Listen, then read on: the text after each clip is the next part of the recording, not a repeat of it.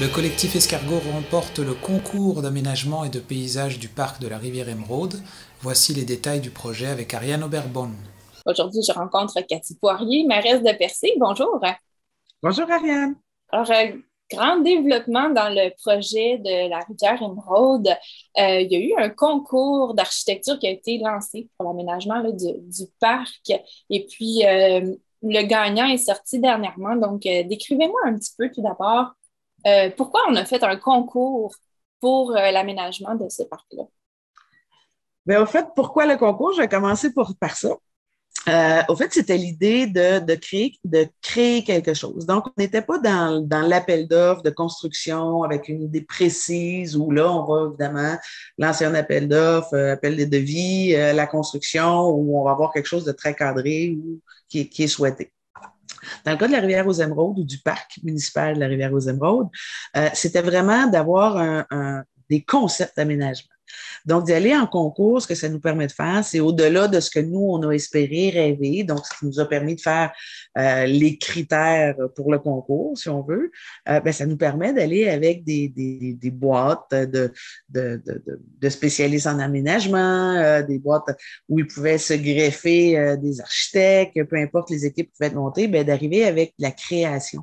Donc, la forme de concours, c'est qui est permis dans le monde municipal. On n'est pas justement là, comme dans l'autre principe que j'explique, qui est plus, on y va avec le plus bas soumissionnaire, conforme, puis c'est comme ça qu'on fonctionne. Dans ce cas-ci, on pouvait vraiment y aller avec un cadre, donc donner nos critères, donner un budget X, qui n'est pas nécessairement le budget de finalité, mais qui permet de donner un cadre aux participants pour créer quelque chose d'équivalent. Parce qu'évidemment, si on lâche lousse, certains vont créer 20 millions, l'autre va créer 2 millions, évidemment, on risque de ne pas avoir exactement le même projet.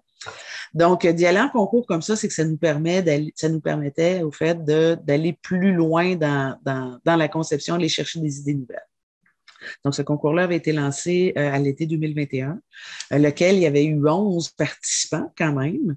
Donc, 11 firmes intéressées à déposer quelque chose pour le projet, lesquelles ont été présélectionnées. Au fait, il y a eu 4 finalistes, donc présélectionnés par le jury pour développer un peu plus loin l'idée de concept. Donc, il y avait un jury qui analysait donc tous les projets qui étaient soumis. Oui, absolument. C'est vraiment très, très cadré parce que le type de concours architectural comme ça est géré par l'Ordre des architectes du Québec aussi. Donc, c'est avec des critères. On avait un consultant externe, donc avec une expertise de concours architectural comme ça qui nous a accompagnés. Donc, monter tous les appels de candidature, suivre le processus auprès des finalistes, lesquels, évidemment, ne doivent pas trop être en contact avec le monde municipal parce que là, ils ont des critères, mais il ne faut pas qu'on soit en contact avec eux pour ne pas influencer quoi que ce soit dans leur développement. Donc, il faut s'assurer que chacun a les mêmes barèmes, les mêmes informations pour créer à partir de ces informations-là. Donc, là, il y a eu les 4 finalistes qui, eux, ont travaillé là, de l'automne jusqu'au mois de février sur des concepts qui correspondent à peu près à 20-25% des plans finaux. Donc, ce n'est pas la totalité. Ce qui présente, c'est vraiment un départ de concept. Donc, suite à ça, comité technique aussi qui les a accompagnés en cours de route. Donc, il y a eu un premier comité technique avant le jury, formé d'ingénieurs, d'architectes, spécialistes en environnement, un membre de la municipalité aussi au niveau des lois et des règlements en urbanisme, entre autres, et moi-même qui pouvais quand même être là pour faire des suivis, à savoir est-ce qu'on s'égare du désir de départ. Ça, c'est le comité technique qui, lui, faisait des recommandations au comité final, au fait, au jury, qui, eux, ont reçu là, tous les propositions, puis la semaine dernière, ont déterminé le grand lauréat qui est Collectif Escargot. Le collectif Escargot, c'est un collectif qui vient de quelle région? Au fait, c'est des gens de Montréal. Au fait, c'est des gens de Montréal qui ont fait des projets un peu partout au Québec. Ils ont fait des projets aussi en Ontario. Donc, qui se sont affiliés. C'est 3 firmes, au fait, qui se sont affiliées ensemble pour déposer quelque chose pour le projet de la rivière aux Émeraudes. Puis, à quoi ça somme ressemble? Oui, donc, à quoi ça ressemble, ce projet-là qu'ils ont déposé? Ben voilà, on était rendu à la même. J'allais donner la réponse avant la question. Au fait, on est vraiment dans ce qu'on souhaitait. C'est sûr que, comme je mentionne, on est à 20-25% des travaux. Donc là, ce que ça nous permet de faire, nous, avec l'équipe municipale, c'est de repartir de ce concept-là de base, puis de redévelopper démarrer, je dirais, la collaboration jusqu'à la finalisation puis les plans et devis. Donc, on est vraiment dans comment je pourrais vous dire, la valorisation de la nature. C'est vraiment ce qu'on voulait. Donc, ce qui a été proposé, les finalistes avaient tous des propositions vraiment intéressantes. Ils ont travaillé très fort. On était vraiment contents. Toutefois, le lauréat, on est vraiment dans, je dirais, dans des aménagements un peu plus subtils, des passerelles en hauteur. Il faut savoir aussi que ce qui était demandé, la commande, c'est quelque chose qu'on va pouvoir opérer. C'est un site qu'on veut opérer à l'année. Donc, au-delà de la chute et de la baignade, on veut avoir un site attractif aussi, donc une nouvelle offre touristique qui va être opérée 12 mois par année. Alors, des aménagements qui vont permettre du ski de fond, peut-être éventuellement, de la raquette. Tout ça reste encore à déterminer dans le fine-tuning, là, excusez l'expression, du concept à développer. Mais on est vraiment là. Donc, des espaces pour faire des comptes, des espaces pour peut-être des mini-spectacles, des prestations, de l'art éphémère, des sentiers. Donc, on est vraiment dans la sublimation de la nature. C'est ce qu'on souhaitait faire.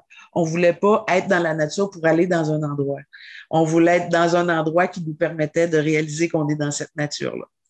Donc, c'était ça l'objectif, c'était ce qu'on souhaitait. Puis, il faut se rappeler aussi que on a vécu la chute, je vais dire la chute pour faire une distinction. La chute de la rivière aux Émeraudes est devenue une espèce d'incontournable en Gaspésie, bien au-delà de la promotion touristique ou le désir de la municipalité à l'époque, qui était un terrain privé, qui n'était pas un terrain de la ville. Donc, la ville a fait l'acquisition pour protéger le site, pour le sécuriser, parce que l'achalandage s'était développé de bouche à oreille avec les blogs et ainsi de suite. Donc, on n'a pas eu le choix, quelque part, de développer un site et de réfléchir à un site qui permettrait de le sécuriser et de le protéger aussi. Faut penser au surachalandage. Le surtourisme, c'est un terme qu'on emploie de plus en plus, je dirais. Effectivement, l'érosion que ça provoque, il y a des dommages juste au nombre de passages. Exactement. Donc, ça, c'est quelque chose qu'on voulait éviter. C'est pour ça qu'on a fait l'acquisition de terrains adjacents pour agrandir le parc et permettre aux visiteurs d'être dans des endroits différents, de pas tous être à la chute. Donc, on avait dit aux concurrents, maintenant, il faut que vous pensiez que c'est le parc La Rivière aux Émeraudes qu'on veut développer, dans lequel il y a une chute.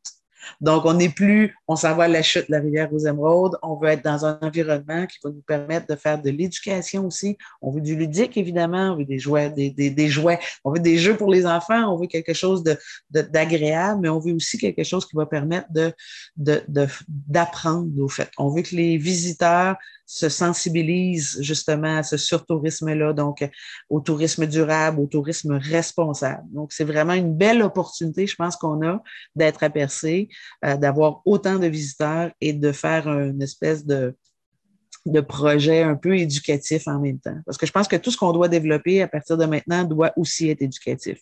Même si c'est intéressant, même si c'est juste le fun, il n'y a rien qui empêche de sortir avec des informations supplémentaires et d'en apprendre. Je pense que quand on est en voyage, on a aussi envie d'apprendre. Donc, c'est une belle opportunité que la Ville de Percé a. En fait, là, je vais tomber dans des questions un peu plus techniques. Ouais. Maintenant qu'on a le concept, prochaines étapes, j'imagine, ça va être les plans finaux, la réalisation aussi de ça. Oui. Est-ce qu'on a une idée approximative là, d'un échéancier pour le projet?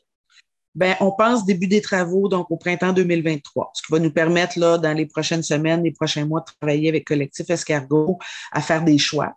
Parce que ce qui a été proposé, ça reste des propositions, lesquelles, évidemment, on a aimé le concept, on a aimé les textures, les passerelles, le bois, tout ce que je vous expliquais, là, la nature de tout ça.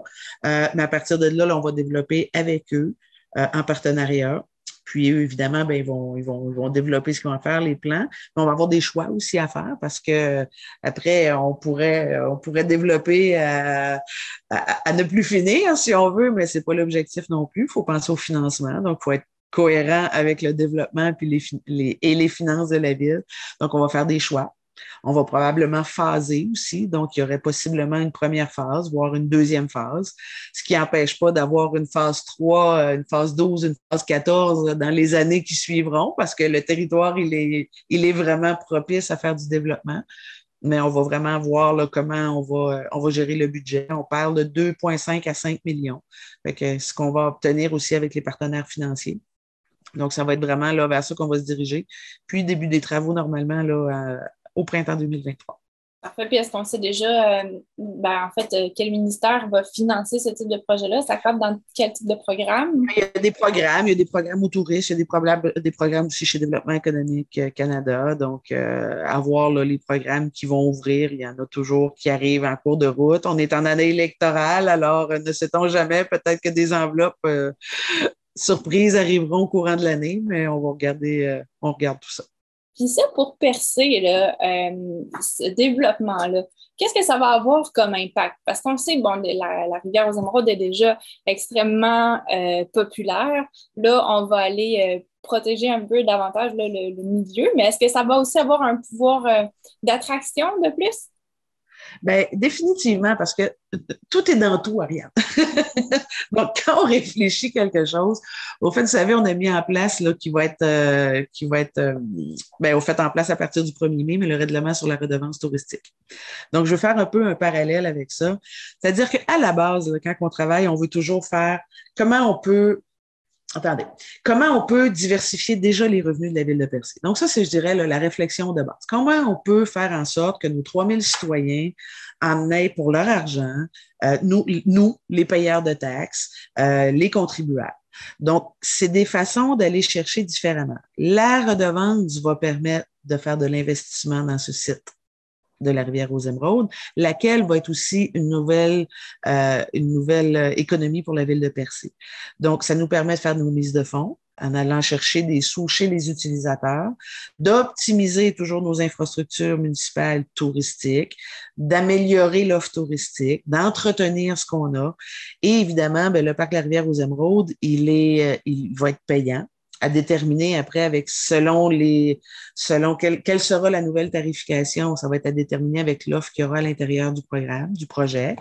Mais évidemment, c'est toujours pour améliorer, oui, l'offre touristique parce que nous sommes une capitale touristique, mais toujours améliorer la vie du citoyen au bout de ligne. Donc, si on arrive à aller chercher des revenus autres que les revenus de taxation, on est capable d'en donner plus à nos concitoyens pour ce qu'ils contribuent dans cette ville-là. Donc, on est capable de développer davantage des services aux citoyens.